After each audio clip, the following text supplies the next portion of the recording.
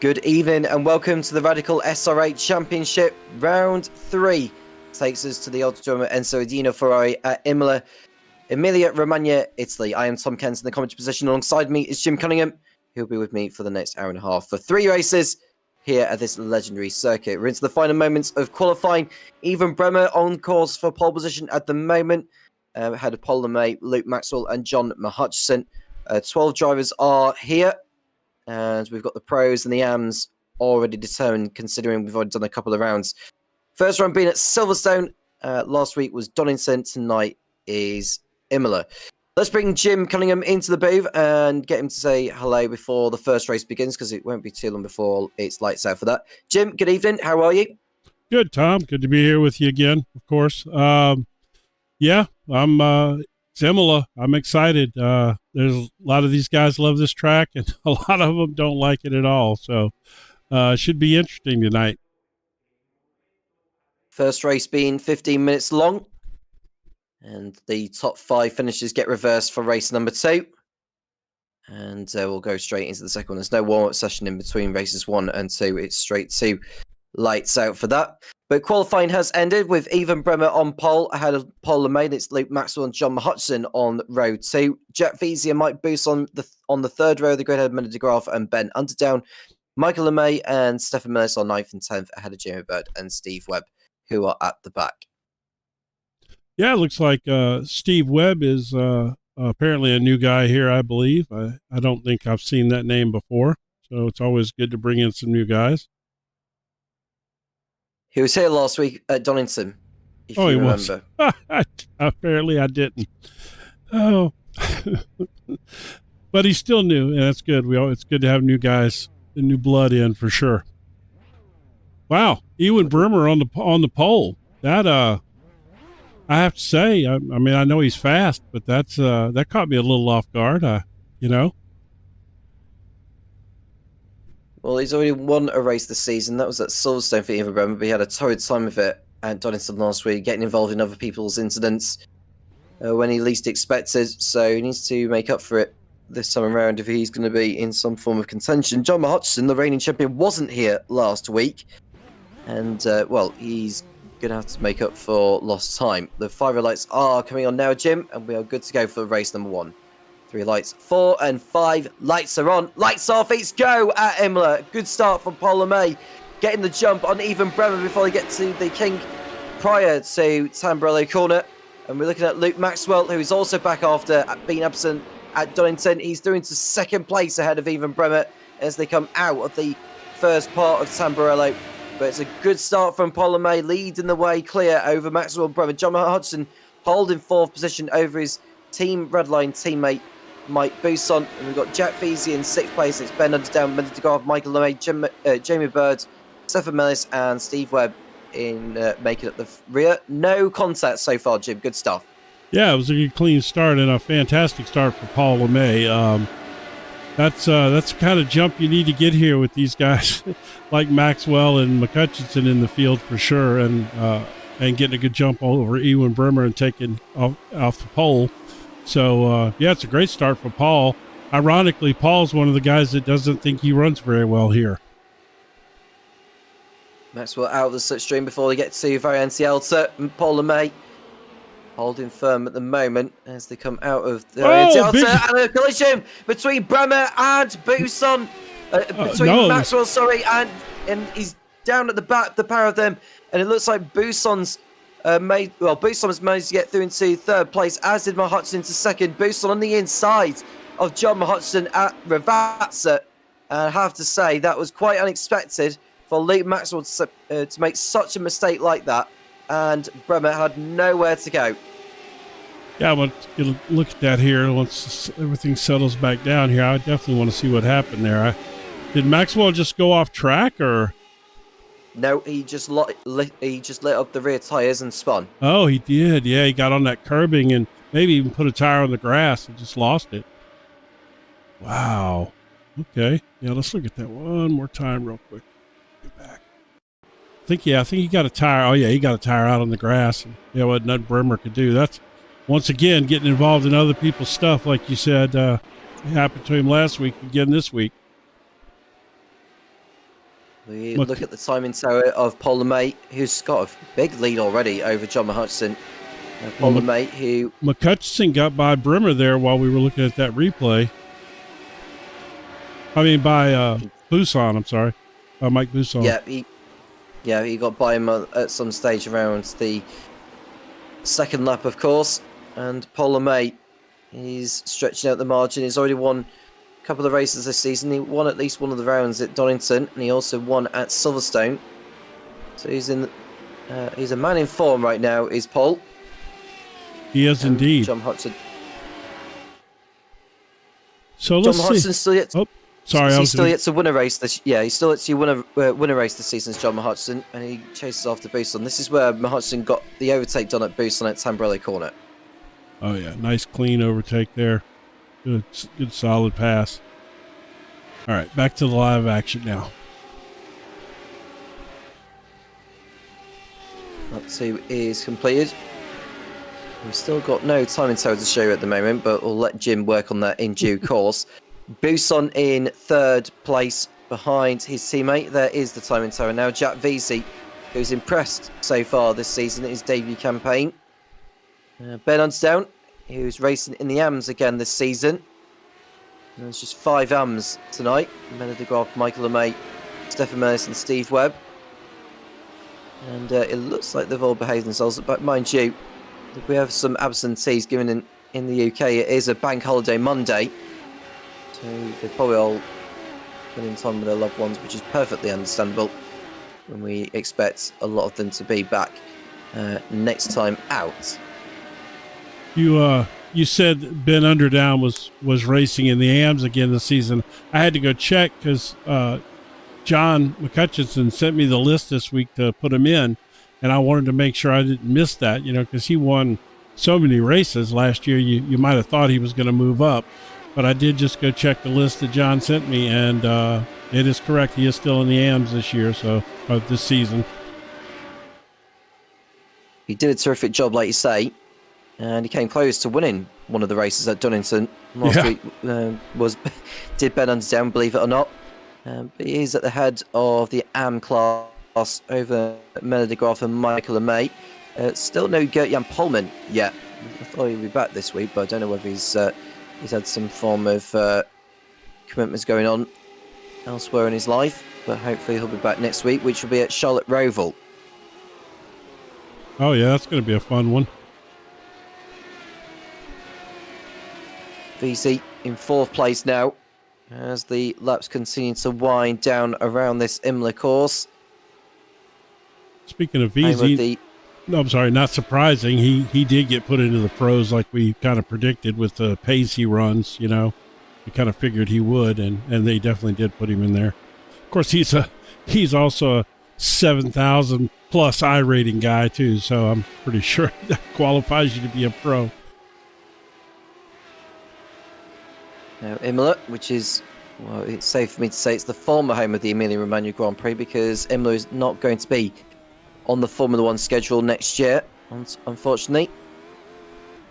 But hopefully Formula 1 will go back to this wonderful place at some point in the future, whenever there is a slot available for it to find.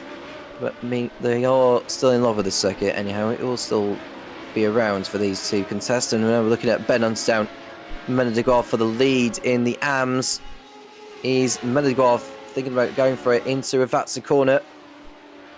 And we want to keep it clean through here. No dramas at the moment between the pair. Mena de Graaf is going to have the benefit of the tow all the way down this so-called pit straight that has around about 3 kinks before you get to the braking zone of Tamburello.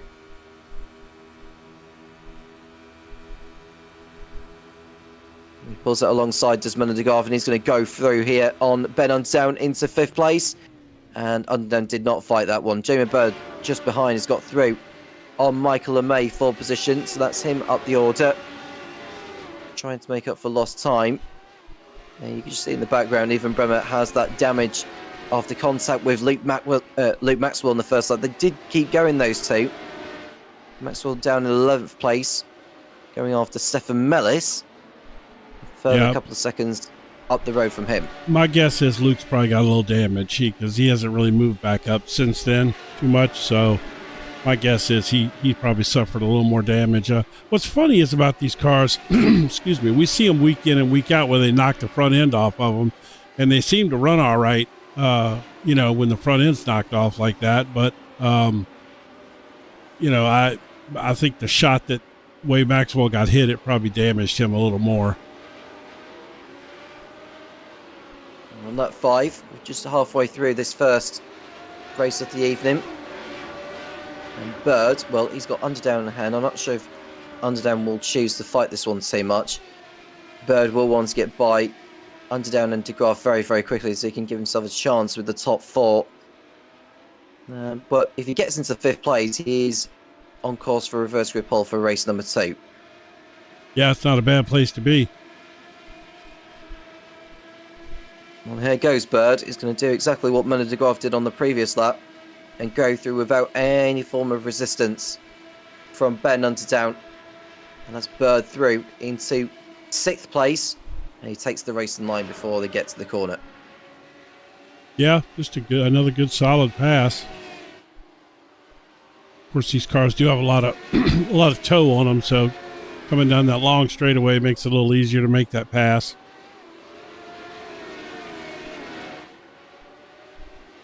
Bird, he's he's one position away from being in that lucrative reverse grid pole. Shortly after this, Buson, who you would have thought would have kept up with Hutchinson since his teammate got by him, well, he's now got VZ filling in his mirrors. So we've got a battle for the lead now because Hutchinson's all over the back of Paul LeMay. Hutchinson is yet to pick up a win this season. Paul LeMay's picked up at least 2, and he's looking ever so strong here.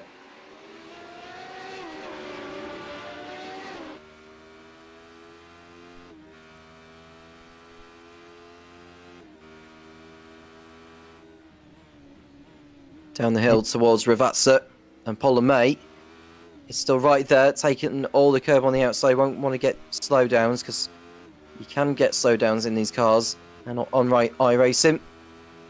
But they seem to be absolutely fine as they head over the line to complete their latest laps. Hudson, well, he's thinking about going for it. Where does LeMay place the car? He places on the inside where he should do. He outbrakes Hudson and remains ahead for the time being. And Hudson will probably wait for next time around to make another dart for the overtake. But LeMay's gone wide on the exit Tamburello. That's not good. And that's going to give Hudson a chance through Villeneuve and possibly at Tosa Corner. Covers the inside line. Cleverly done there from LeMay. Otherwise, that would have given Hudson a great opportunity to take the lead. He continues to persist around the outside. No way through Tosa Corner. He's in a good spot now. Piratola, they come. And Hudson is finally through. LeMay's resistance had been broken. And it looks like Hudson's going to be on his way to his first win of the season, unless he makes some form of mistake between now and the checkered flag. Yeah, that was, you could tell when Paul ran that little off track there, that was all John needed. You could see he stepped it up immediately. He was coming for that spot. Yeah, we look at Mike Booston and Jack Vesey. Jamie Bird on this lap got by Mena de Graaf. Yeah, he's into 5th place. He'll go after these 4. He's going to run out of time to do anything about them. And just worry on the time of how many laps we're going to get here. 15 minutes it will be. Now it's 1 minute 37 that they are setting. They cross over the line with like 3.5 minutes to go. So I think it might be 3 laps. We'll keep an eye on it. But Jack Vesey is heading through here on Mike Bousson. It feels like it's very ominous because he's been quicker than Bousson comprehensively over the course of this race. But now he's absolutely going tooth for nail and determined to get another podium added to his debut season. Stefan Millis has gone down the order. He's got a slowdown through his name. That allows Luke Maxwell through into 10th position, which is by no means any consolation for Luke, a man who had kept the title race going to the last round with John Hutchinson last season. He's going to find it very tough this time around, I think. Yeah, well, he's already missed. I wasn't there for the first race of the season. Was he at Silverstone? He was, yeah. Okay, so he just missed Donington. No, he was in it. No, you're right. He did miss Donington. Yeah, you're right. Sorry, I was just getting myself mixed up. But VZ and Bousson still nose to tail through Variante Alta. 6 seconds behind them is Jamie Bird, who's pretty much on his own now. He just run his own race. Whilst these 4, well, you never know. I mean, Paul LeMay's still keeping in touch with John Hudson ahead. He hasn't dropped back from the Scot since John had got by him a lap ago. And they will head over the line here. There's going to be 2 more laps of racing for these. Who's going to take the first race win? Is John Hudson going to hold on? Or has the likes of Paul LeMay, Mike Bousson and Jack Vesey got something up their sleeve? 20 points is for a win in races 1 and 2, and it's 15 for second. It's a point difference for each position downwards from there. The same applies for race 3, except the fact that it's 25 points for a win, 20 for second, 19 for third, and a point difference for every position down. The pole position point going into Even Bremer as well. Luke Maxwell's starting to move a little bit. I mean, he's got Ewan Bremer behind him coming up hard, but he's gotten by Ewan at least, so he's up to 8th position now. A little too late, obviously, but I guess in the big picture, every little bit counts. Yeah, let's do this real quick. Let's see how bad it is. See if the steering wheel's jacked up while we're riding here with him. Oh, that's Ewan. Oh, yeah. Down the hill. Well, not really. That doesn't mean his arrow is not messed up, but just looking carefully on his steering wheel, it is slightly pointed to the left. Maybe a little bit. Oh, so we've got some action happening back here, or up here, I should say. Well, LeMay's been overtaken by Buson for 2nd place. We didn't see the overtake, but we've seen the result of it. Buson now making it a team red line 1 and 2. LeMay is beginning to struggle now. Hudson's got a little buffer heading into the final lap of the race. And VZ, he wants that final podium position away. It'll be such a shame for LeMay to not hold on to that podium because he's been in the lead for so long. And it's beginning to fall away from him here unless he can rebound in race 2. As it stands, he'll start 3rd on the grid behind Jack Veazey and Jamie Bird. Yeah, I think Jamie's probably more than satisfied where he's sitting right now. Just, ride there in 5th and don't give it up. Through Villeneuve for the last time. Does LeMay go right into... I wanted to show that pass, but you can't. Oh, man. No, you can't cut away from this. Well, it's just as close, to be honest with you, as they come out of the hill towards Piratella. Pushing ever so hard. Buson runs wide. You've got to be careful doing that, as that could contribute to a slowdown a little bit later. But we are on the final lap, so no mistakes are affordable now.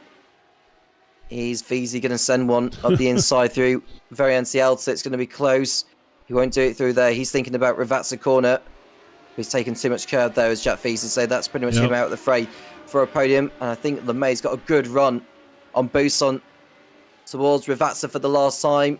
Oh, nice. Is the Brit going to go for it? Round the outside of Buson. Buson wonderfully defends his line through that.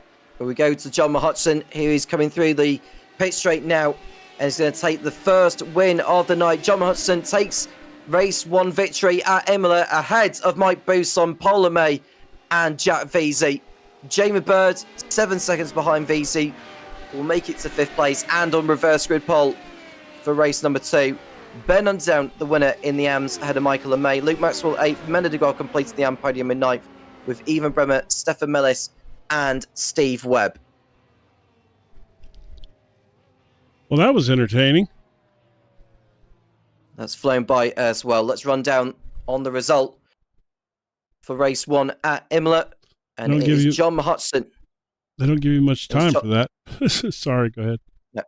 Yeah, John Hudson winning that one ahead of Mike Buson. Paul LeMay 3rd, Jack Veazey 4th, Jamie Bird in 5th place. And it's Ben Down winning in the AMS ahead of Michael LeMay, Luke Maxwell, Mendy de Graaf, Evan Bremer, Stefan Millis and Steve Webb. Not long until race 2. Let's run down on the grid. Jamie Bird on reverse grid pole ahead of Jack Veazey, and it's Paul LeMay and Mike Buson on row 2. John Hudson and Ben Unsdown on the 3rd row of the grid ahead of Michael LeMay and Luke Maxwell. Mendy de Graaf, Evan Bremer, Stefan Millis and Steve Webb rounding out the grid. Yeah, Maxwell's got his work cut out for him now. He's got a lot of blind with a start. A lot of fast guys in front of him too, and got Ewan Bremer behind him, who he knows fast here since he took the pole in race 1. I think he's got a chance to shine here. Does Luke Maxwell? As we got 11 cars on the grid, I think Steve Webb may be starting from the pit lane. Got 3 lights, 4 and 5. Lights on, lights off. It's go again at Imola. And Paul LeMay has a terrible start from 3rd place on the grid. And he's going to be swamped by nearly half of the pack before they get to Tamburello corner. But it's Jamie Bird who retains the lead over John Hudson. Jack Veazey in 3rd place and then Mike Buson. Ben down in 5th. And it's Paul LeMay down to 6th place. Luke Maxwell, Mendy de Graaf, Evan Bremer, Michael LeMay, Stefan Millis and Steve Webb has been able to rejoin the race from the pit lane. And he'll get to the back of the field. He may have sorted out his launch, actually, or maybe that could be the reason why he decided to start for the pit lane. Oh, But either way, maybe. Bird is clear, and John Hudson's got another challenge to go for 2 wins in a row. Yeah, you just reminded me of Webb now with the struggling with the start last week. He had decent pace, but he struggled with the start. Now I remember. Thank you for that. Yeah, I mean, he's, he did seem like he's getting it sorted out a little bit. Well, speaking of not sorting it out, LeMay spun the tires really hard off the start there, and, well, he lost several positions. He's down 3 spots. Meldegraaff has gone for a spin in the Vica Racing team car. It's another error from the Dutchman. Down to 11th place he goes. And Bird has got Hudson looming in behind. I want to see Bird get his elbows out here and make it as difficult as he can for John Hudson.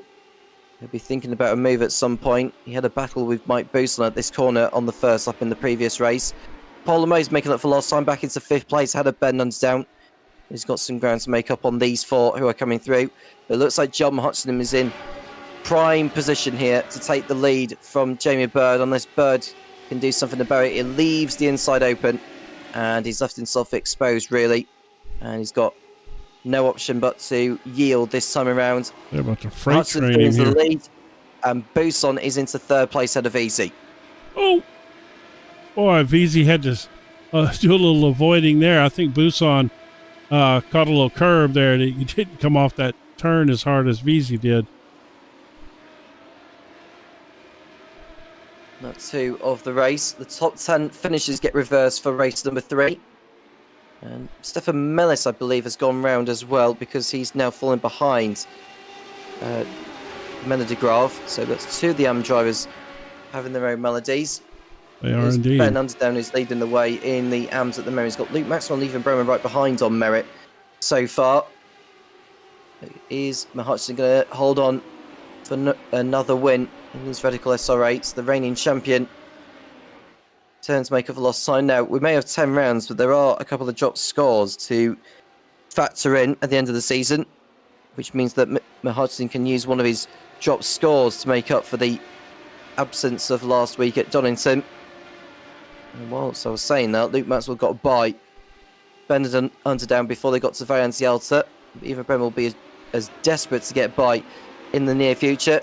Bootsland are in a little too deep, and he leaves the door open for Jack Vesey to head through. That was probably the easiest invitation that Vesey was never going to refuse. And look at LeMay, he may just go through the middle of them. Is he going to go through? Oh, you bet he can. It's going to end in tears if they don't leave enough room there. Vesey and Buson. And I think LeMay did the wise thing to just back out of it. That would have been a concertina collision, and goodness knows where that could have led to. Yeah, I think you're right. He probably thought, oh, man, this is not where I need to be right now. Let me back out of this. And unfortunately, now he's got Luke Maxwell all up his tailpipe back there. Made to the outside then, as we see the front end go. That was Bremer's front end again. What happened there? I don't know what happened. It looks bizarre, actually, from Ethan Bremer. I don't know if he hit the curb too hard, but you don't really see the front end. The May spins. He came too close to Mike Buson. He came too close, and that was enough for him to go off the track at Piratella. And he falls down to 10th position. Mike Buson is down to 6th place, which allows Luke Maxwell through into 4th. And Buson doing his best to get back ahead of Underdown here into 5th. But that was a golden opportunity for Buson to go after Hudson, and that had gone begging for him here. I'm still trying to figure out what happened to Ewan Bremer. I mean, I wasn't exactly looking at him, but I could have swore he was by himself back there when the front end came off that car. Maybe let's get a replay of what happened to. Well, there's nothing. Here. He's going into pits, but I don't see anything that shows where that would have happened. Like, there's no incident whatsoever. It doesn't show him going off track or anything. So strange. Bremer in the pits for repairs. He'll come back out in the race, hopefully. He may as well, because he can get back into the race. There is a possibility he can get back into 10th place, which would be enough for him to be on reverse grid pole for race 3. Yeah, he's back out on the track, it looks like. We'll keep an eye on his lap times just to see if he is picking up the pace as the race continues on. But right now it's for Hudson and Lees. I'm looking at Paul and May here by the looks of it, who's determined to go back ahead of Mena de Graaf. Yep. And no way through just yet.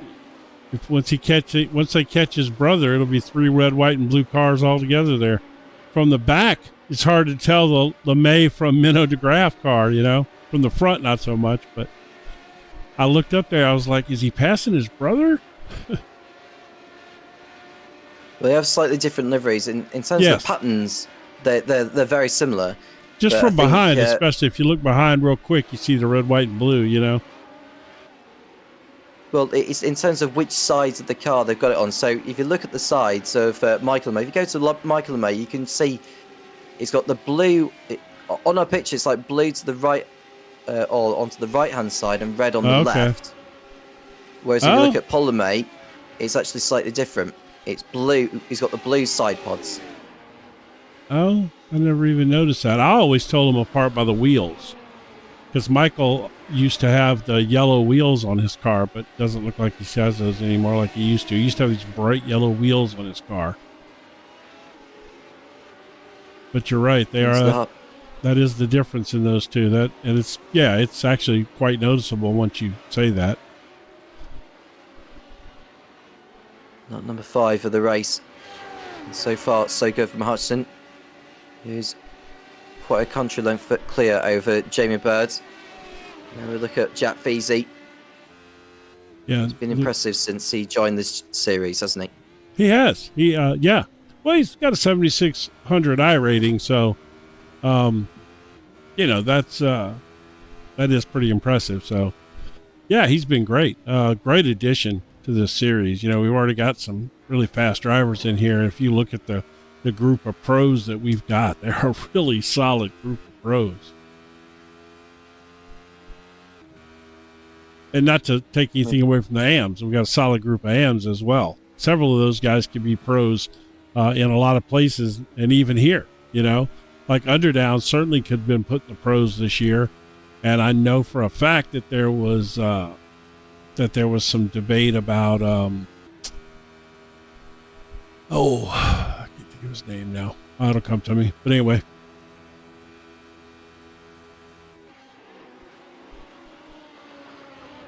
Lap number 6 of the race. And not too far away. The fast stop of the race from... we get a timing tower, actually, Jim, so that the audience can actually see it. But in 8th position... I've been enjoying the racing too much. Yeah, Paul LeMay has the fastest up in that. He's in 8th place. He's got Benedict and Michael LeMay to get by. He might go after Mike Boosson as well, so 5th place is still possible to achieve in race 2. But right now it feels like this one is heading in the way of his rival for the title this season, John Hutchison, who's been around in this series for as long as I can remember. But what a job he has done today, and Jamie Bird has done well to keep up with him. But indeed, if he's going to call himself a championship contender, he needs to start winning on a regular basis here, in a similar way to how Paul LeMay has been doing this time around. In fact, Jack Veazey ran over the curbs very, very heavily, and he's going to be passed here by Luke Maxwell. Slow down for Michael LeMay. I love that new feature that we get to see the slowdowns and black flags now on the timing and scoring. That is so wonderful. Love that. It's brilliant. Yeah, it is. A lot of time in the race still to come. 5 minutes left, and we look at Mena de Graaf behind Michael LeMay, who just allowed his brother through. And there we go. From Mena de Graaf on LeMay through Tamburello. That was nearly contact through there, and I think Mena de Graaf had to get out of it. Otherwise, that would have been him going around on that heavy curb on the inside, which you don't really want to be touching. And fastest up the race now from Jamie Bird, Jim. The thing about Jamie is you were talking earlier about if he wants to consider himself a championship contender, he's got to get in there and start getting some wins. Jamie is really fast. And there's times that he is really, really fast. He's at that point in his development where he's just got to work out a few of the little mental errors and stuff that sneak in on him, or just tiny mistakes that end up costing him. He's really close though, and I've watched him progress over the past 3 or 4 or 5 seasons, whatever I've been doing radicals. I've really seen him grow, and his speed has come up tremendously, as you can see here. He's running right with all these guys, and he's just got to get that next little step, which is to trim out a few of those unforced errors. Very much like Stefan Mellis in the AMs. He's in that same spot in the AM category. Last year he was able to finally whittle out some of those little mistakes he was making. And speaking of that, he just got by Michael LeMay pitted. He was able to whittle out enough of that stuff to end up winning the championship by a point or two. It wasn't much, but he did win. And so that's great to see his progression as well. Maxwell running wide at Villeneuve. 2 drivers in the pit lane now. Even Bremer has had enough, and Michael LeMay, don't know what happened to him. Let's go see what happened to him. I don't want to rub anybody's face in it or anything, but this is on the exit of Ravazza corner. Oh, looks like he had some form of issue. That's got to be some kind of equipment issue or something. Yeah. Okay. Yeah, and he jumped straight to pits there, so. That's a big curb. All those curbs are tough on these light little radical cars, man. You don't really want to clip those curbs like that. He's holding on his Maxwell, but VZ is still fighting. Aiming to get on the podium. They both go off the circuit. They're both off the circuit there. Now, VZ will feel that Maxwell didn't leave space, but Maxwell's allowed VZ through now. Yeah, no, Maxwell did that. I mean, Maxwell ran him off the course, not intentionally. And he certainly probably would have given him the spot because of that anyway, because Luke's that kind of guy. But yeah, Luke clearly pushed out wide, and VZ had no choice since he was trying to pass him around the outside to go ahead and run off track himself. Looking at the live chat, Gert-Jan Polman's coming in saying hello to us. Hello to you, Gert. And he's still on holiday in Scotland. So not joining this evening, obviously. But hopefully he'll be back next time out at Charlotte Roval. I'm not going to say I'm jealous, but I am. Steve Webb is running in 10th place, which would be enough for him to be on reverse grid pole. He is closing in on Stefan Mellis for position. Sorry, I had to get my chat up. And in fact, he's passed him. And that's because Mellis made an error. Yeah, Mellis did have an off-track situation back there.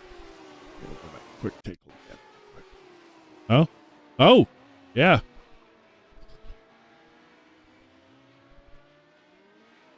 A small error from Stefan Mellis, but still enough for Webb to find a way through. And John Hudson is about to start the final lap of the race. He is going towards Ravazza corner. Well, this flew by, didn't it? Yeah, it has flown by. But he has got one more lap to enjoy. Jamie Bird is over a second behind, but I think in this particular championship with these cars, 1 second is a very commanding lead to have. Oh, yeah. Yeah, well, especially when you're John McCutcheon, Mr. Consistent, it's not, it's different if there's a potential for an error, but he's pretty solid. You can just about count he's not going to make a big mistake. LeMay just got by Underdown to get back up to 6th place after that bad situation he got into. And currently, Stefan Mellis is sitting right where a fellow would want to be, which is pole for the next race with Steve Webb up there. Well, John Hudson has owned this circuit so far tonight, and he's going to add another victory to his name. Jet Feasy, good enough for a podium finish, and Ben Unsdown is going to come away with a well-deserved win. In the AMS, Miller de Garve recovering to second place as well. And Steve Webb is going to get an AM podium, which is a solid effort. Yeah. Starting from the pit lane. Yeah, good. I mean, it's fun to see these guys develop. You know, he's new in these cars and stuff, and they're not, you know, just because you can drive a GT3 car doesn't mean you can drive one of these. You know, they handle different.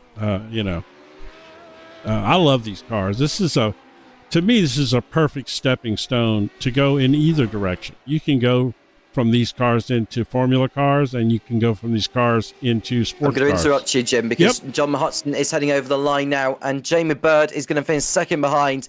John Hudson takes the race to win at Imola ahead of Bird, and it's Jack Feasy who holds off Luke Maxwell to the final podium position. Mike Boost on fifth. It's Polomé. Ben Unsdown winning in the AMS again with Miller de Garve and Steve Webb rounding out the... I was going to say Steve Webb, but Stefan Miller's just got by Webb on the last lap, and I think Webb had made an error at Ravatsa corner. So Mellors is going to take the final podium in the AMS, which is a terrible shame for Webb, but he is on reverse grid pole for race number 3. Yeah, he is. That's true. Let's see what happened to him. A minute here before this thing cuts off. Oh, there it goes. Didn't quite get there in time. It cuts off so fast. While they're in a warm-up session. Anyway. Yeah, no, it was either way. Be interesting to see, because this same situation happened to him last week where he was put on the reverse grid pole and he struggled to get off the line. Be interesting to see if he decides to start from the pits this week or if he's going to go ahead and you know, give it another go. The race 2 result sees John Hudson take victory over Jamie Bird and Jack Feasy in third place, and Luke Maxwell in fourth. Mike Boost on fifth, Polomé sixth. Ben Unsdown seventh, and the winner in the AMS over Miller de Garve and Stefan Millis. Steve Webb, the last of the finishers, in 10th place. Michael LeMay and Ivan Bremer didn't make it to the end of that. So, yeah, to finish my the earlier thought I was having on, it was Ben Underdown that they were debating hard on whether to move him into the pros or not. You know, I think that certainly had he won the championship, I think that he would have been moved up. But since he did not win the championship, I think they probably decided to leave him down in amateurs again. Which is, you know, I mean, I think that's probably the right decision. Well, we are in the warm-up session now. We've got some cars on the circuit. We may just want to get a little bit more by. I think Jack Veasy's on circuit, Jamie Bird is on circuit now. Yeah, Jamie just went out. Let's have a look at the schedule then for this season, because we haven't gone down on the schedule for. Well, it says that there's no 2 round 9s. It's 10 rounds this season. So apologies for the typo there. We've been to Silverstone, Donington, and tonight been Imola. Next week we head to Charlotte Roval. Le Mans is an interesting one in for round 5 because it's just one race. We've been 50 minutes for that. Then it's off to Phillip Island in Australia, Zandvoort, Netherlands, Suzuka, Japan, and we return to Britain over at Thruxton. And the 10th and final round will be over at the historic layout of Monza. Well, you and I sure enjoyed that Thruxton race last season. And, of course, historic Monza was fantastic. But that Thruxton race was a lot of fun last season. Sure was. I think now, when it comes to that round, a lot is going to be on the line in relation to the championship. I think it's going to go down to the last round, in all honesty. And if I'm not mistaken, isn't that the place that Jamie Bird kind of lit it up last season? It was over at Thruxton where he got 2 wins at. Yeah. That was his best round of the season for Jamie Bird, but it's just a shame he never sustained the consistency in the other rounds to give himself a chance of the championship. Well, if he maintains a better position this year, having it the second to last race of the season, that could be a nice place for him to to go in there and make some points up because we know he's fast there and he likes the place. At Phillip Island, I never was a huge Phillip Island fan until I covered an F3 race there last season. And I realized that the right cars at Phillip Island make for an incredible race. And I really believe that these cars would probably do pretty well around Phillip Island, Well, I have seen some radicals racing around Phillip Island in the past, and it is good around Phillip Island. And I'm most looking forward to Le Mans when they do race that. That's gonna be for fun. the only race of that round, considering the circuit's layout. And we haven't got too long now before race 3 arrives. It's 20 minutes long. The top 10 finishes in race 2 get reversed, which means that Steve Webb will be on reverse grid pole should he decide to start there, because he's not the greatest when it comes to getting off the line fine with his launch, with the launches that he has had in the last couple of rounds. I mean, if he does start for the pit lane, that's probably the sensible thing for his benefit. Otherwise, you won't want to get bogged down and completely become an obstacle for the other drivers.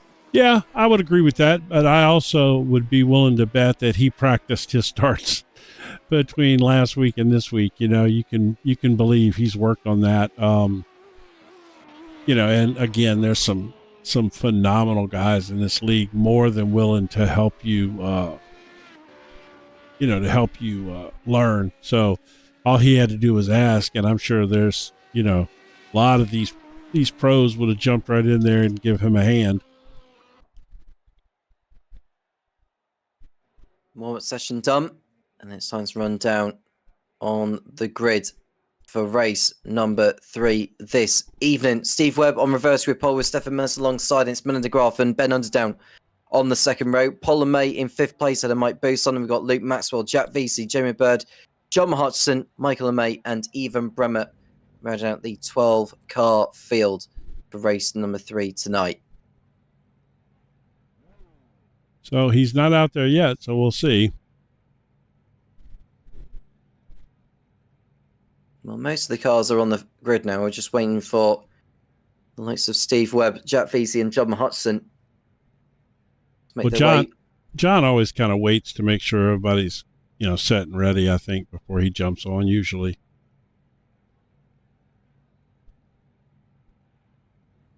Not long to go for this final race. John. 20 minutes it will be. Jack. And it looks like John, Steve. There's Jack. Yeah, it looks like Steve is going to start from the pits. We'll see soon enough, and if that's the case, Stefan Mills is effectively on pole. It's just, can he fend off the likes of de Graaf and Underdown behind? We've got 2 lights, 3, 4, and 5. Lights are on. Lights off. It's go for the last time tonight at Imola. It's a super getaway from Ben Underdown from 3rd place. He's ahead of Ben de Graaf. Can he move in front of Stefan Mills by the time they get to Tamburello Corner? It's old Nip and Tuck as they get down there. And it looks like Underdown is pole clear. And it's a spin for Jack Vesey. And it looks like Jamie Bird has also been in the wars as well. And he's got some work to do there. Hutchison was off track. Hutchison was off track as well, you're right. And I think Michael and May got involved further back. And he's down to last position is Michael and May, but it's Underdown who leads the way for now. And Luke Maxwell making the most of Mellis's error at Tosa Corner into 2nd place. And that couldn't have been a better start there for Maxwell after an entertaining second race with the battle he had with Jack Vesey. Yeah, Paul LeMay got a good start as well. He came up on that on the outside around and then avoided all that stuff back there. Let's see how this sorts itself out right here real quick, because Busan's going to get around Stefan pretty quick, I think. He'll outbreak him. I don't think Mellis will fight this one. Yeah. Well, he will fight it. Busan going to have to wait back a little bit. Even Bremer has come through the chaos. So, rather nicely, John Hudson back in 9th place behind Jamie Bird. And Jack Vesey, who got involved in that first lap mayhem. Yeah, let's jump back and see what happened there real quick. It's unlikely that he's going to come away with a podium this time around. And I think he spun it by himself. There was contact as well with Jamie Bird and Michael LeMay. And John Hudson went off track.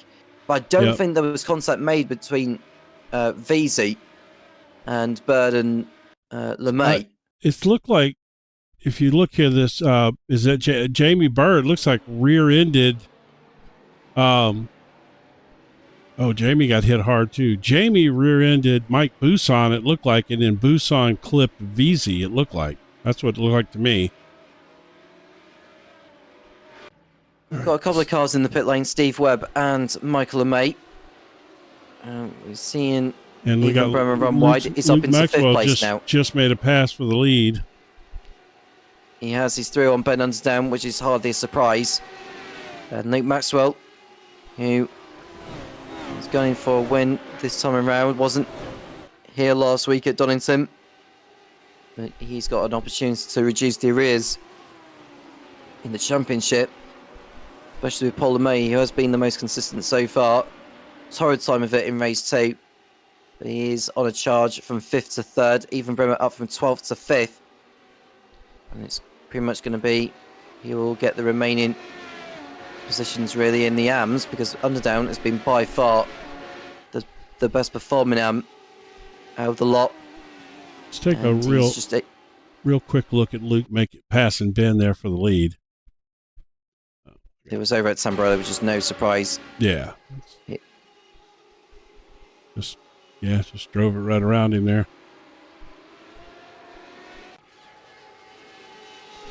Well, and Ben's got Paul LeMay coming up on him pretty quickly here. And down the front stretch towards Sambrella again. LeMay. He'll be desperate to get by. Underdown soon. Yeah, you don't want to let Luke Maxwell shake too far out there in front of you. He'll be hard to catch. Only 4 minutes into the race, we're on lap 3. LeMay will want to go by Underdown. He's got the inside line. Underdown left the door open completely. It's enough for LeMay to head through here, but I don't think LeMay is going to be fighting it out too much there with Underdown. He's gone through. Underdown plays the safe game, and now he can focus his attentions with Mena de Graaf, who came close to victory at some point. He has had his melodies this evening. Has de Graaf. Bremer further back in 5th place with Mike Buson for company. You can just see that John Hutchison's coming back through, and there is Jack Beasley back in 9th place. And Hutchison, well, he was ahead of Jamie Bird in that second race, and now he's having to really fight to get through ahead of him at some stage. Yeah, and I don't think McCutcheon should have gotten any damage. He ran off course, but he didn't look like he hit anything to me. So he's just going to have to. But he's got a little time to work his way up through the field.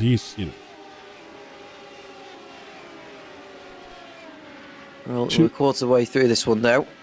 2 wins and a podium go would for be it on Underdown for 3rd place and the lead in the AMs. If McCutcheon can walk away with 2 wins and a podium, that'd be a really good night, points wise.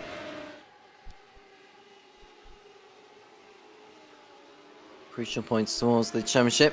Is Ben Underdown going to come close? Well, he has been the performing ham so far this season. Gert-Jan Polman's not featured in the moment, and the reigning champion Stefan Millis, I think, has pretty much struggled this season really just to get to the end of races without running wide or making contact with other drivers, whereas Underdown's just been by far the most consistent.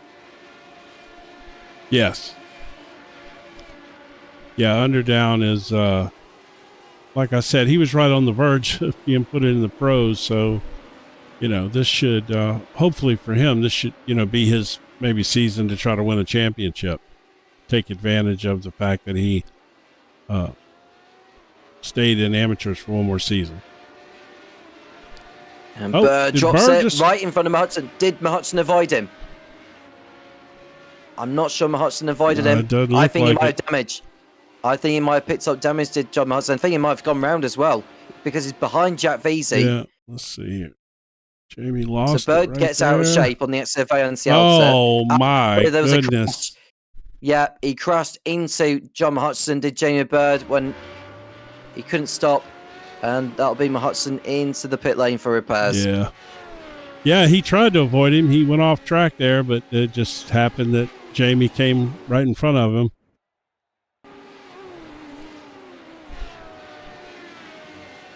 Bird in P7. And further up ahead, we've got Underdown ahead of Bremer. Bremer going to head through very, very soon. He needs a strong result, really, after another difficult round for Bremer. Well, he's got through at last on Underdown. He's got enough time to go after May and Luke Maxwell for the win. But I will say that John Hodgson is not going to make it a hat-trick this evening. No, it doesn't look like it for sure. You can get the timing tower up as well, Jim. That way we can look to see where everyone is. Oh, McCutcheon had a meatball. Yeah, he's got the black and orange flag to his name. And well, it seems like he's still fighting back at the moment, chasing after Stefan Mellis. It'll be 1.5 seconds back from him. He's going to have to pit though, or they'll disqualify him if he doesn't pit with a meatball flag. Well, he's got to pit in at some stage to John Hudson and get that repair job done. There's no points on offer for fastest lap in the Radical SR8 Championship.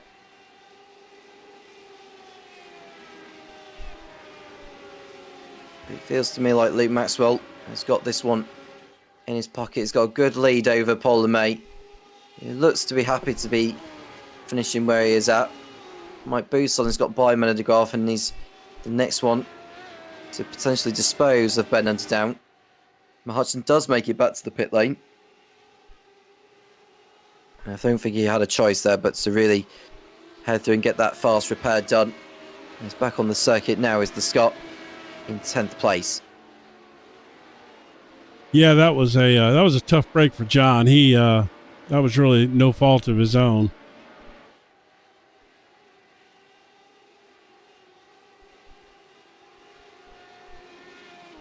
What about the championship then, Jim? Because it feels a bit weird because obviously Hudson and Maxwell had missed around last week. Paul LeMay's been around for all of them and he's done well to keep himself in there. Otherwise, we probably would have been seeing a one driver dominance this time around with Hudson being so consistent this evening especially. But I've just got a feeling that there's going to be some rounds where swings and that will occur and open things up in the title battle.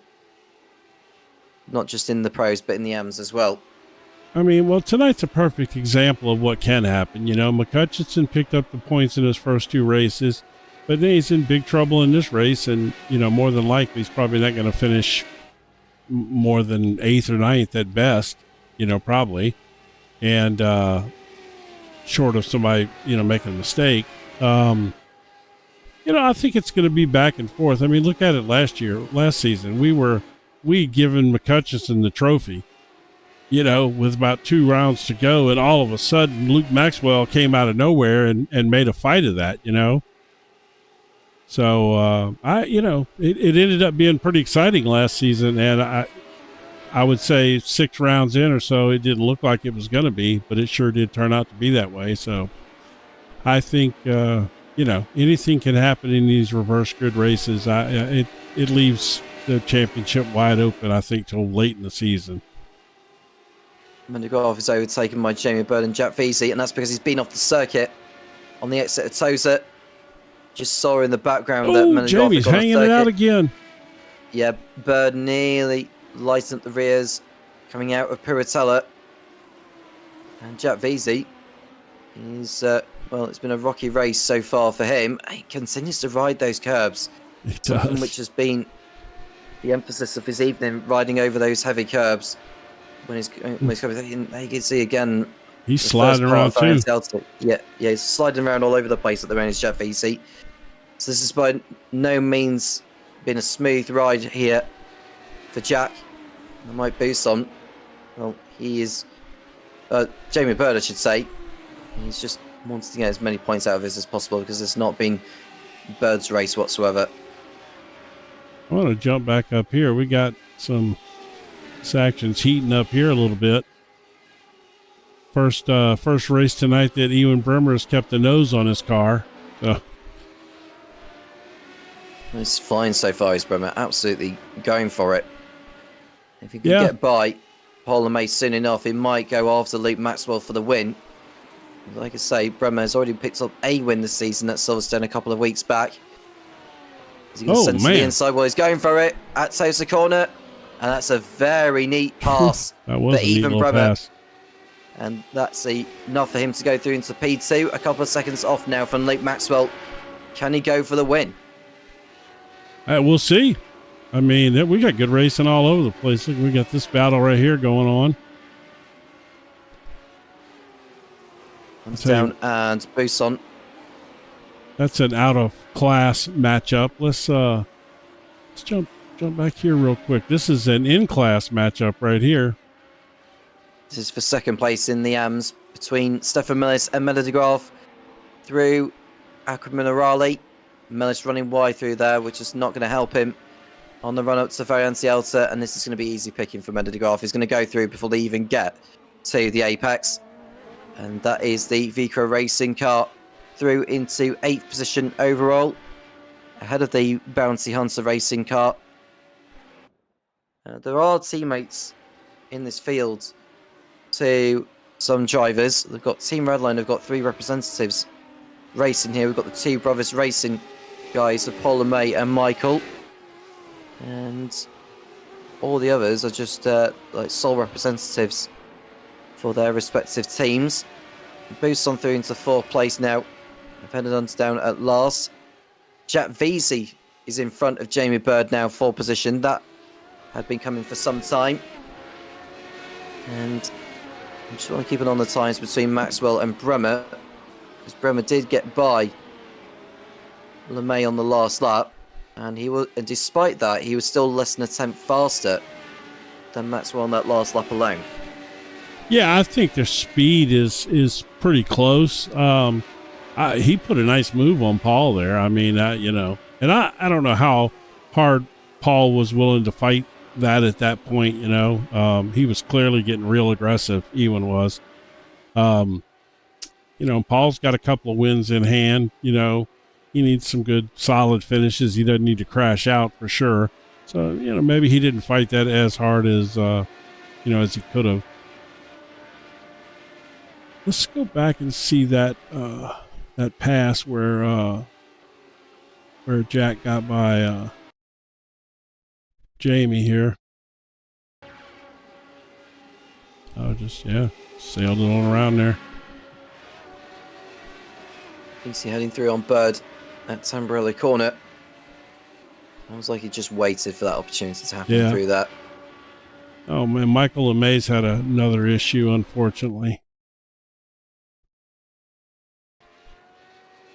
This is on the final part of Tamburello corner. Rides the curbs.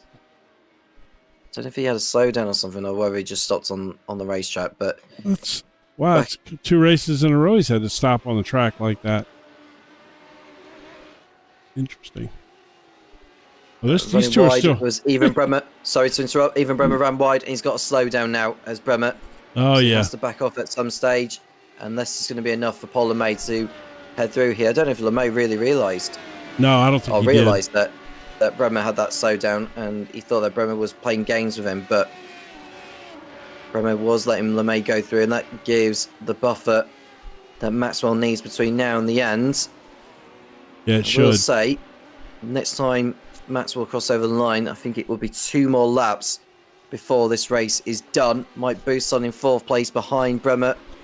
So Bremer's going to have to dig deep to get back ahead of LeMay here, but I think even if he does get by him, it's not going to be enough time for him to do anything with Maxwell. Maxwell's got this one sewn up. Oh yeah, I agree. At this point, here he comes again. Ewan's not playing. Tell you what, though, they're bringing Mike Buson right into this fight. With that, so they come, and it is 3 cars fighting. So we've got 3 laps to go. Sorry, just to correct myself, not 2 laps.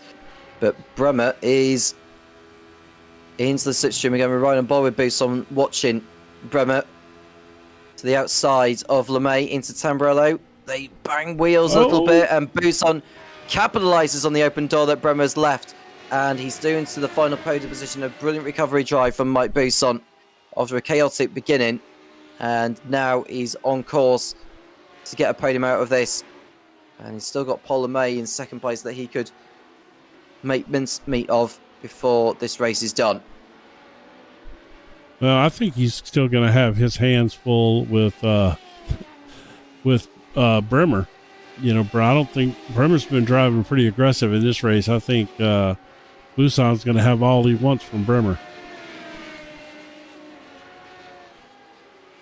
Not long left in.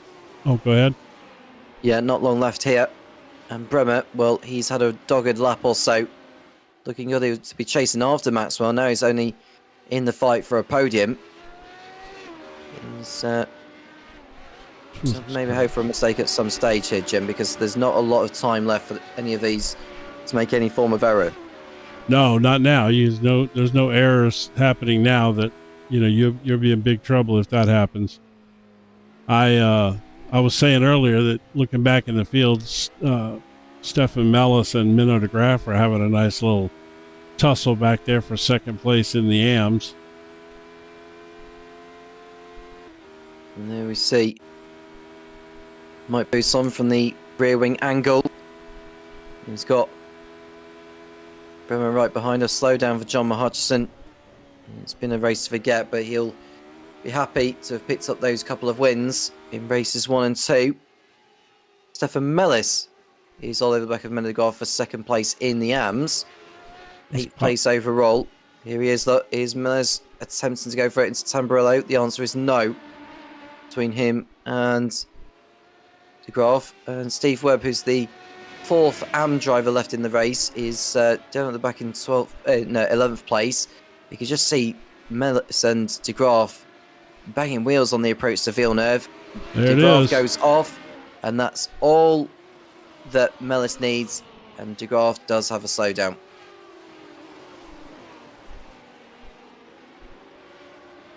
Back up here, these three are still getting after it. Well, they've got one more attempt at Tamburello next time around. It'll be the white flag for Luke Maxwell, beginning his final lap of the race. But these three, my goodness me, Paul LeMay, Mike Buson and even Bremer going for it towards Rivatsa corner. Yeah, Busan is really pushing it now. Needs a good drive out here, does Buson. Is he close enough though? That's the only thing. But Paul's trying to break that slipstream too. Yeah. Buson may have to go to the outside here because LeMay's going to defend the inside for all his worth. Buson to the outside, wheel to wheel through Tamburello corner. No, and that's going to allow Bremer through. So Bremer's now got a chance of going for second place. And he's looking to the inside here, heading towards Villeneuve corner, is even Bremer on Paul LeMay. Bremer still not through yet. LeMay gets his elbows out. Bremer runs wide again. And Buson has picked up a slowdown as well for running wide. And it looks like Mellis has got some form of penalty. Presumably for not backing out. I don't think he backed out of his slowdown. I don't think he backed out of his slowdown, did Stefan Mellis, hence why he's got that penalty hanging over him. It'll be applied at the end of the race. But we are focusing on this unless it's an incident penalty. Well, Menno de Graaf is in the pit lane, so I don't know if it's been an incident between Mellis and de Graaf. We'll come to that shortly. Yeah, there has been. We'll look to see if Bremer can get by LeMay for second position on the final lap. He's got one more chance through Rivatsa corner if he can help it here. Even Bremer to find some form of recompense after what's been a tough evening again for him after being on pole for race 1. LeMay defends his line a little too deep. I think he'll hold on for the time being. But Luke Maxwell is going to take the final win of the night here at Imola. Luke Maxwell wins on Ferrari's home ground with Paul LeMay holding off even Bremer for second place. And it's Mike Buson in 4th position. Ben Hunsdown rounding out the AMs again. It's 3 from 3 for him this evening. Jack Veazey, 6th place overall ahead of Jamie Bird. And we await for John Hutchison to get over the line because I think with Mellis's penalty, it'll drop him behind the Scotsman. So if that's the case, then at least Hutchison gets another point out of it. Here's the incident with those two. That was completely on Mellis, I think. Yeah, it would appear that it was, yes. Okay, that's the end of that. So, all right, let's go. Oh, we're not quite ready for results yet. I'm just waiting for Steve Webb to cross over the line, and that'll be race done here today. And there is John Hutchison, who finished behind Stefan Millis, even with Stefan Millis's penalty. Well, is that? Oh, I'm still in the replay. Let's see. That should finish us up here. All the cars are over the line, Yep, and so we there can we run go. down on the result here at Imola. Luke Maxwell takes the race 3 win over Paul LeMay, and it's Even Bremer running out the podium in the pros. Mike Booth on 4th, Ben Underden winning out again in the AMS, with Jack Veazey and Jamie Bird next behind. Stefan Millis 8th, John Hudson 9th, and Steve Webb in 10th position. Miller DeGraw pulled out on the last lap. I don't know if he'll get points for that, probably not. And Michael LeMay also didn't make it to the end. All right. Let's see. Who do we have in here to visit with us? We're waiting for drivers to make their way into the waiting room, and we've got Luke Maxwell, who's in there now. We'll grab over with Luke Maxwell now, Jim, and May as well, to get a word with him on what's been an interesting evening. Luke, how are you? Race 3 victory, but I think races 1 and 2 were a little bit more challenging than that, don't you think? Yeah, I made a big mistake in race 1 on the first lap, which is sorry to Ivan. It was just lost it on the exit of the chicane there. Easily done, but it's one of those things. And then managed to get I think I ended up P8 in the end, so it wasn't horrendous. And then P4 were in race 2, so I got a good start in the third race, so managed to kind of get me off the grid well, and it always helps, doesn't it, in the features if you can get a couple of places before the first turn. So yeah, it's good. Felt like I had good pace here tonight. It's not my favourite track, if I'm honest, in terms of I don't normally go that well here, so I was quite pleased with that in the end. Yeah. This season so far, I mean, you missed Donington last week. I don't know what you were up to that evening, but we had some good racing at Donington, and I think with Imola, I do agree with you in terms of being a single lap thing round here. It's decent, but I think in regards to racing, it's not the most entertaining, I would say. But we've got Charlotte Roval next, a track which I'm not personally familiar with. Are you familiar with Charlotte Roval at all? I've done it a few times years ago in the I think the MX5s, maybe P Cup as well. So I kind of know my way around there. It's been a fair few years since I've driven it, but I'm quite looking forward to it, to be honest. I think it's going to be a good challenge for everybody. There's some big curbs there as well. So although I think you could carry the curbs, I was watching Jack in the second race on the replay. I saw him taking a lot more of the left-hand curb coming off the chicane. And I did that in the last race, and it worked wonders. It was good. So I guess it's whoever's going to unlock the curbs best. Might do well. But it's always a bit of luck as well, isn't it, with the mixed up grids and so on. So I'm looking forward to it, to be honest. And for the rest of the season, we've still got Le Mans to come as well. We've got like the likes of Thruxton and historic configuration of Monza. I believe it's your first win this season, if I remember correctly, unless you picked up one at Silverstone a couple of weeks back. First race this season, yeah. Yeah. I've been on holiday, so. Championship, what are we thinking? Because you were involved in it until the last round of the season last time, but how do you think it's going to fare this season for you? Oh, I don't know. I mean, I haven't got any drop rounds to spare now, so it's going to be a challenge. But I'll just do my best every week, to be honest. Not really setting any expectations, just treat each race as they come and do as well as I can, to be honest. So yeah. Anyone want to shout out to Luke before we let you go? I'll give a shout out to John for organising the league. And his bowls. I think he's in 3 finals or something. So good luck in those, John. Right. Luke, thank you very much for talking to us, and best of luck to you at Charlotte Roval next week, and well done on picking up the race 3 victory. Thanks, Tom. Thanks, Jim. Good to talk to you. Yep, good to talk to you. That was Luke Maxwell coming away with the victory there. in that final race of tonight. We'll get a word with Paul LeMay, who'd been in the fray for victory at some stage this evening and somewhat through race 3 as well. Paul, welcome in. Hi, gents. How you doing? Some of good. the evening's action for you, Paul, because I know you didn't come away with a victory this time around, but you definitely had the pace to do it, didn't you? Well, I beg to differ. I struggle. I was just talking to John, actually. I really struggle with consistency around here. And that top chicane is an absolute nightmare. And I can never get it right more than sort of 2 times in a row, and then it all goes wrong. So I've actually come away with better results than I really thought I was going to come away with. So I'm kind of happy with that. Yeah, we noticed that with the chicane, and I don't necessarily like the high curbs on this particular version of Imola, if I'm honest with you. We've seen a lot of mistakes happen. We even saw Jamie Bird and John Hodgson collide out of there in that final race, and that was a very chaotic moment. So I think for future reference, I'm not sure Imola should stick around on the Radical SR8 Championship. I think there's better circuits that's suited for these particular machines. I'm pretty sure Paul would agree with you.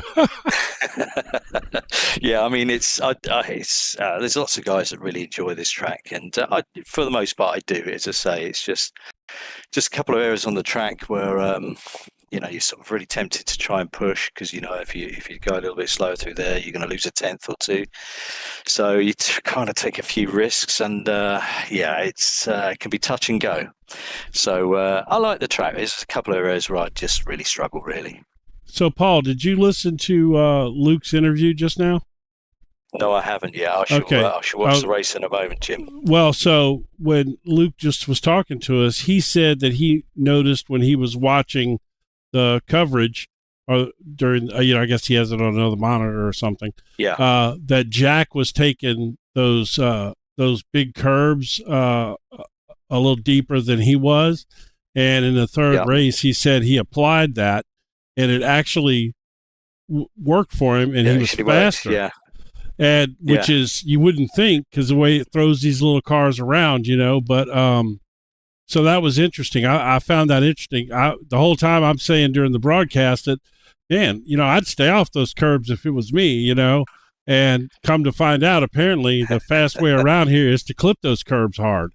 Yeah, it is, but you've got to be pretty much spot on every time. And Jack was really rapid, I think, in quali, I think, or practice. And he's getting it right. I was trying to do the same sort of thing, but I'm just not up to the job through there, Jim. So if I'm not mistaken, didn't you qualify second? I believe you did. Surprisingly, yes, because I really did think I was going to be about 5th or 6th. Well, you were like 5th or 6th, and then that last lap, you just popped it up there into second place. That was really impressive. But my first thought, of course, goes back to our message earlier, where you're like, I don't really get around here that good. Yeah, well, I wish I could get around here that bad.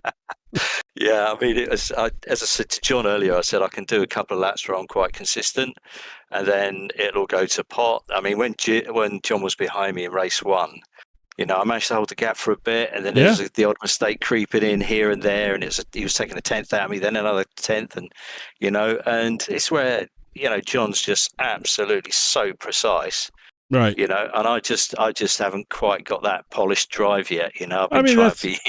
That's the difference, though. That's, at every step of the way in this process, I talked about that earlier tonight with the amateurs like Stefan over the past couple seasons. Last year, he cut out some of those unforced errors, and it was enough for him to win the championship. That's right. Jamie Bird, same way. Jamie has picked up speed. Yep. He's fast, and he's rapid. Yeah, and as soon as he trims out a few of those little unforced errors, he's going to be right up there contending for wins week in and week out. It's kind of all the process. It really is. Yeah. No, it's been great fun tonight, Jim, and I'm not so sure I'll go too well at the next round at Charlotte. The last time I raced there, I think, was about 4 years ago in an MX-5.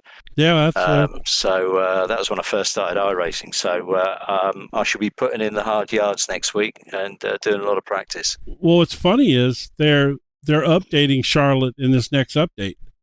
All right. They just haven't read released anything in the about it. dev notes that they're they're putting in the updated scan or something, so it's actually going to be a little bit different track in the future. All right. Not for us, but Yeah.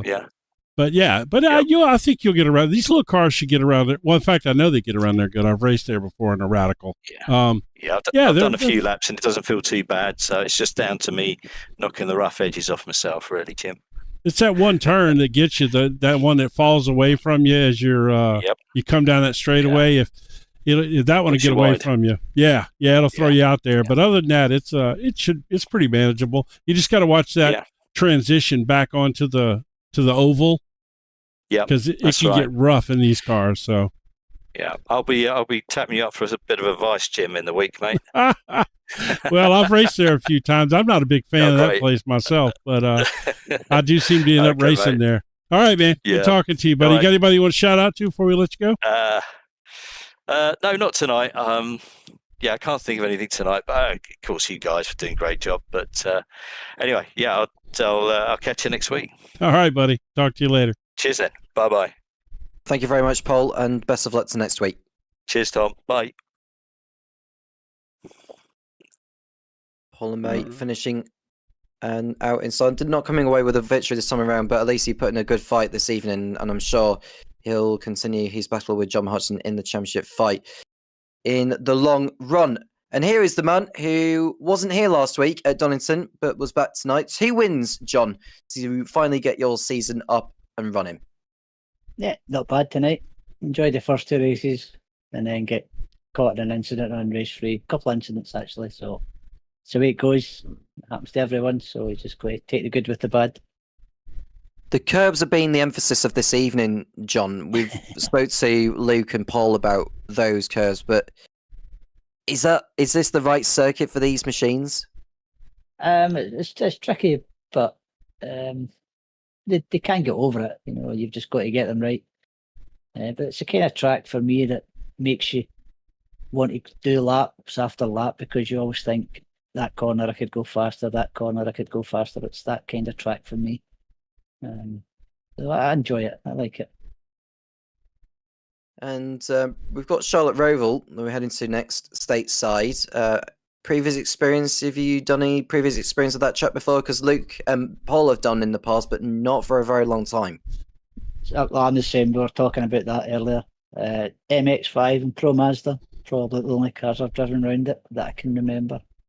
It's not that difficult to get to know, but need to get near the wall and the curbs again, so it should be a bit of chaos, I think. I bet these are going to be a lot quicker though than the Mazda MX-5s. Let me tell you. Yeah, just a bit. How do you think your season's going then? Because, like I mentioned, you were absent last week at Donington, but are you sitting comfortably in terms of the title battle? Or are you just going to take it one race at a time? Tom, I'll just take it one race at a time, mate. I don't look that far ahead. Chances are I won't make all the races this season anyway, so just play it beer, see what happens, and hope for the best. Anyone to shout out to, John, before we let you go? I'll give a shout out to the Coat Dyke boys. I think they're watching again tonight. So, hello, boys. Excellent. Well, John, it's been good to speak to you again, and well done tonight, taking the wins in races 1 and 2, and the best of luck next week. Thanks, Tom. Cheers, mate. That rounds out this evening's action, Jim, and I think we've got a new venue for this championship to come as well, with Charlotte Royal on the horizon, or Charlotte Roval, or Charlotte Royal, I think it's called. Getting mixed up now. It's Roval. Yeah. I got there in the end, but it's a new circuit for me personally, and a lot for me to learn. So it feels like the tables have turned a little bit. It's going to turn next week actually, because you've learned a few circuits in the last couple of seasons here in the Radical SR8 Championship. Now it's my turn. Yeah, I think you'll enjoy it. I mean, it's overall, I'm not a huge fan of these ovals that they turn into road courses. I mean, it's not my favorite personally, but it's a decent course. I think it'll be good in these cars. I've raced the SR8s there before, and it was a lot of fun. And like like John said, you got to kind of hang it out next to the walls in a few spots, and and the curbs can be tough there. And there's a huge transition from the road course going back up on the oval. And it's pretty rough. If you catch it at a weird angle, or if you try to go through there side by side, one guy can get knocked out of shape and cause some problems. So it should make for some excitement, some adventure, but it'll be good. It'll be good to see these guys. Most of them are not familiar with it, or certainly not real familiar with it. So that'll make them practice a little bit, and it'll, just bring a little different, little different feel in the mix. They'll be struggling a little bit more. It'll be interesting to see, and maybe some of these guys that maybe aren't quite as quick, but they know that track well, or something. That'll be fun.